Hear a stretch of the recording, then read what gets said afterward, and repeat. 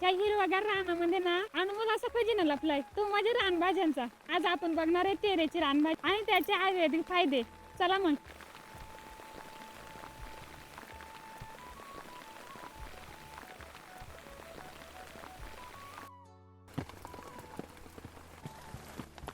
तेरेची पानं तुम्हाला एकदम छोटी वाटत होते, पण याची पानं ना अजिबात मोठी होते नाही, जास्त मोठी नाही होते. आळूची पानं मोठी असतात ते, पण तेरेच्या भाजीची पानं ही छोटी असतात, दिसायला गोलाकार, एकदम हिरवीगार.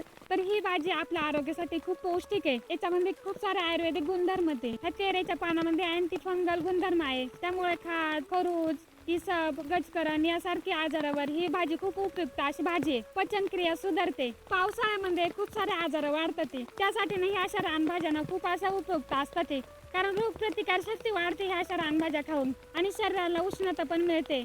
ही भाजी कफनाशक आणि पित्तनाशक आहे. आणि ही भाजी तुम्हाला असं वाटत असेल आळू सारखी दिसते, त्यामुळे ही भाजी खजवत असेल, म्हणजे खाज येत असेल, तर ही भाजी अजिबात खजवत नाही. आणि ही भाजी फक्त पावसाळ्यामध्येच भेटते. पहिला पाऊस पडला का ही भाजी लगेच उगवायला सुरू होते. तर ही भाजी आपल्याला 3 महिना खाता येते, त्यानंतर निबर होते, त्यामुळे ही खाण्यायोग्य नाही राहत.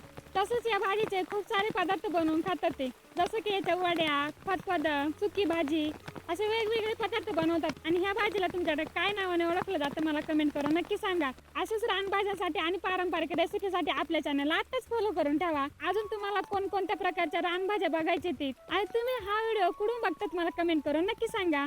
बाय.